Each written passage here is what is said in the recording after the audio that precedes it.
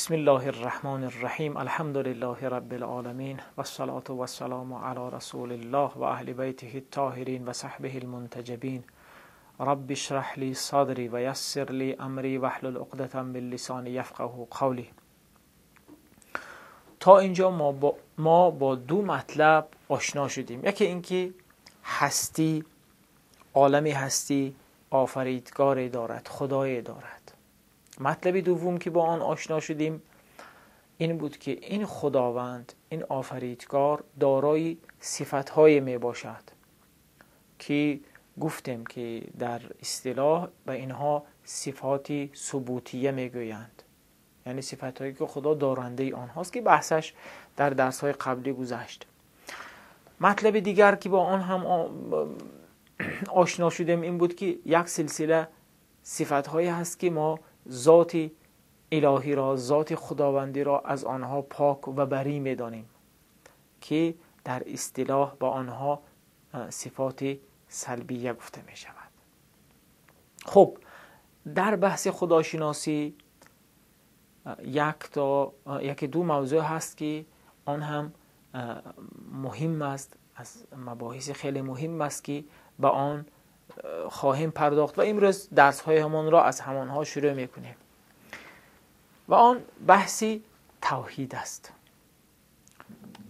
از مهمترین بحث های مطرح در خداشناسی این بحثی توحید است، چون اصلا دین ما، آیین ما، دین اسلام دین توحیدی است. حالا انشاءالله در 5-6 جلسه احتمالاً بحث ما فقط روی توحید خواهد بود. در ابتدا لازم است توحید را در لغت و اصطلاح بیان بکنم، بعد بعضی از مسائل هست که راجع به آن هم بحث خواهیم کرد. توحید یک لفظ عربی است از باب تفعیل. وحده یعنی وقتی عرب میگوید وحده یعنی یگانه دانست، یکتا قرار داد، یکتا شمرد. توحید مصدر است از وحده به معنای یکتا دانستن، این در لغت.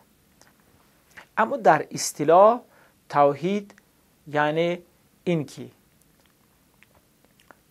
مسلمان، مؤمن باید معتقد باشد خدا ذاتی یگانه است. حالا توحید مراتبی دارد که من هر یک آنها را خواهم گفت. مراتب توحید، یعنی چون بحث ما توحید در اصطلاح است، مراتب توحید از این قرار است. اولین مرتبه از توحید این است، یعنی توحید در ذات. یعنی چی؟ یعنی این که شخص مسلمان تا زمانی که معتقد نباشد که خداوند در ذاتش یگانه است، بی مثل است، بی ماننده است، مسلمان محسوب نمی شود، مؤمن محسوب نمی شود، چون خداوند همه گناهان را می بخشد بجز شرک. شرک در مقابل توحید است. یعنی اگر توحیدی در ذات یعنی خداوند را در ذات یگانه دانستن باشد، شرکی در ذات میشد کسی که یعنی به این معنا میشود که یک نفر معتقد باشد که خداوند یکتا نیست، دوتاست، العیاذ بالله. خب این در اسلام نابخشودنی است. خداوند ان الله یغفر الذنوب جمیعا الا ان یشرک به، خداوند همه گناهان را میبخشد جز اینکه به او شرک بورزند، این را نمیبخشد. مرتبه دیگر از توحید، توحیدی در صفات است. توحیدی در صفات یعنی به این معناست که شخص مؤمن، شخص موحد یعنی یکتاگرا باید اعتقاد داشته باشد که خداوند در صفاتش بی‌نظیر است. در بحث صفات الهی در سایه گذشته گفته بودم که وقتی ما خدا را با یکی از اوصاف کمال توصیف میکنیم، مثلا میگوییم خدا عالم است، خدا قادر است، خدا شنونده است یعنی سمیع است، در این صفتها خداوند شبیه مخلوقات نیست. لیس کمثله شیء، چیزی مانند خداوند نیست. توحیدی در صفات یعنی همین، یعنی اینکه ما خداوند را در صفاتش بی نظیر، بی مانند، بی مثل بدانیم. علم خداوند مانند علم انسان ها نیست. توجه هستید؟ خب یک معنای دیگر هم برای توحید ذکر کرده اند علما که فعلا وارد اون بحث نمیشم، چون یک کمتر بحثی عمیق‌تر است. بحثم از اون قرار است که آیا وقتی ما خدا را با صفات کمال متصف میکنیم، وقتی میگوییم مثلا خداوند عالم است، آیا این اتصاف خداوند، آراسته بودن خداوند، دارا بودن خداوند، ذات خداوند به این صفت مثل العیاذ بالله دارا بودن مثلا ما انسان ها به این صفات هستیم؟ توضیح این که ببینید، وقتی من میگویم مثلا که زید عالم است، یعنی فلان آقا عالم است، دانا است، خب خیلی روشن است که در انسان ها صفاتشان غیر از ذاتشان است. یعنی من زید را بدون اینکه آگاه نباشد هم میتوانم تصور کنم.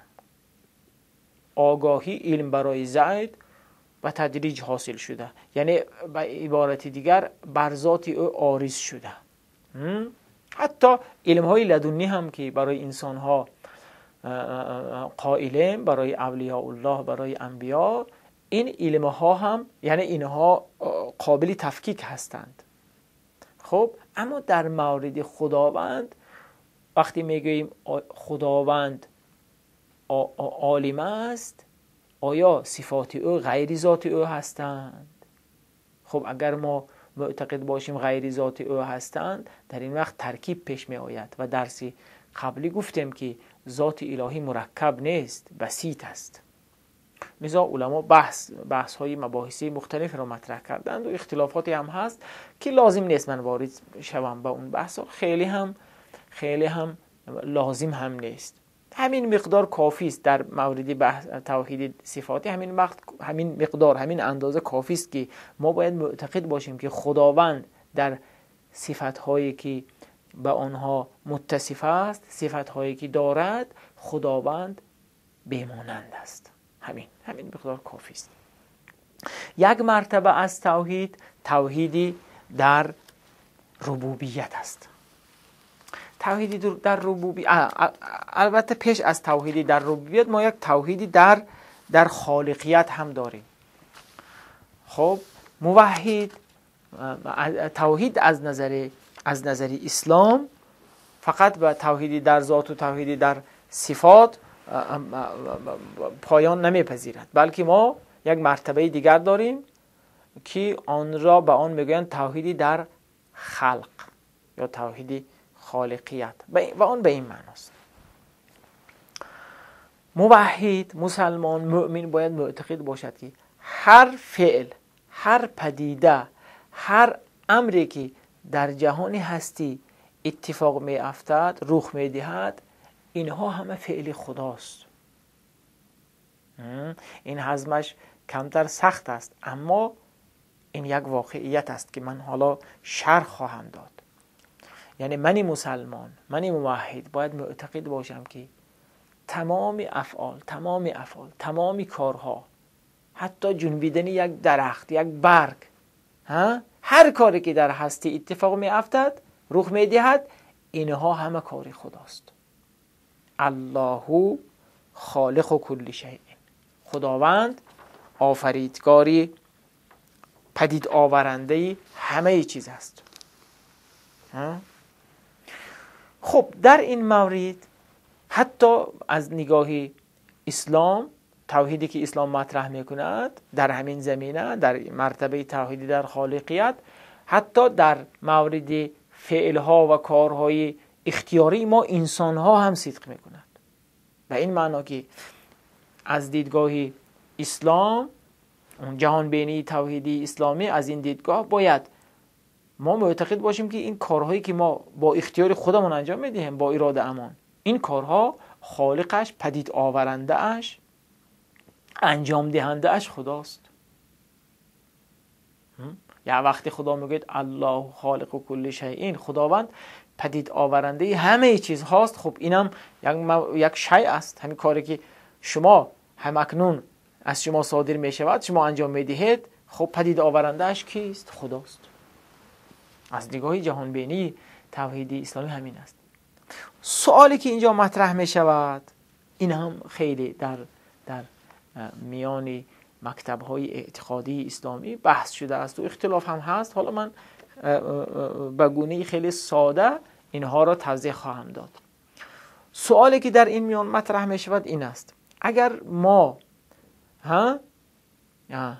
اسلام به ما بگوید که تو باید معتقد باشی که خداوند پدید آورنده همه چیز هاست، این سوال مطرح می شود، خودنمایی می کند که آیا کارهایی که من با اراده خودم انجام می دهم که شما گفتید که باید معتقد باشم که خدا پدید آورنده آنهاست، خب خیلی خوب، من که خودم با وجدانم احساس می کنم که این کارها رو من انجام می دهم، یعنی اگر من نخواستم که انجام نمی دهم. مثلا شما حاضر می خواهید یک در را باز کنید، خب شما مختار هستید، شما میتونید اون در را باز کنید یا باز نکنید. اگر هم باز کردید، خب شما در وجدانتان احساس میکنید که این را شما انجام داده ایستاده اید. پس چگونه من باور کنم که پدید آورنده این خداست و من هیچ کاره هستم؟ یا من واقعا هیچ کاره هستم؟ خب دیدگاه ها مختلف است. دیدگاه های مکتب های اعتقادی اسلامی که من فهرستوار اونها را برای شما عرضه میکنم، مطرح میکنم، بعد دیدگاهی صحیح را بیان خواهم کرد. ما در تاریخ داشتیم جبری ها را. جبری ها معتقد بودند، یک مکتبی جبرگرایی بود، جبری ها معتقد بودند که انسان هیچ کاره است، همه کارهای او فقط یک چگونه بیان کنم، یک آلتی دست است، هیچ کاره است، همه کارها رو خدا انجام میدهد، فقط او یک واسطه است، حتی گناهانی که انجام میدهد این کار خداست. در برابر این مکتبی اعتزال قد علم کرده است معتزلی ها. اینها معتقد بودند که مکتبی اعتزال یک مکتبی عقلگرایی است. حالا وقت نیست من درباره این مکتب صحبت کنم. معتزلی ها معتقد بودند که نه، در قلمروی کارهای ارادی انسان خدا دخالتی ندارد. دلیل هم می آوردند که مگر معقول است کارهای زشتی که احیانا از انسان ها صادر می شود این را منسوب به خدا کنیم؟ خدا که عادل است. اگر فرعون، اگر ما معتقد، اونها میگفتن معتزله، اگر ما معتقد باشیم که خداوند همه کاره است، حتی کارهای ارادی انسان را خدا انجام میدهد، باید معتقد باشیم که فرعون که کارها آدم میکشت، نمرود که آن افعال قبیح را انجام میداد و دیگر جنایتکاران ظالمان تاریخ و امروز هم انجام میدهند، خب پس این کارها را هم خدا انجام میدهد. این که با عدالت خداوند سازگار نیست. خدا در قرآن میگوید که او عادل است، خداوند ستم نمیکند بر بنده هایش. چیکار کنیم؟ پاسخش چیست؟ خب لذا برای همین معتزله ها اعتقاد داشتن که نه، در قلمرو کارهای ارادی دیگه خداوند دخالت ندارد. هر دو هم جبری ها و هم معتزلی ها بر هم دیگر اشکالاتی وارد میکردند. مثلا اشاعره که حالا اینا جبرگران نیستن اشاعره، اما در برابری معتزلی ها قرار دارند. اشعری ها و معتزلی ها میگفتند که اگر حرف شما درست باشد جنابانی معتزلی، خب این لازمه اش این است که ما در هستی دو تا خالق را فرض کنیم، یکی خدا و یکی خود انسان. و اون شما که میگویید در مورد کارهای اختیاری خدا دخالتی ندارد، پس خالق دوتا می شود، این که شرک است.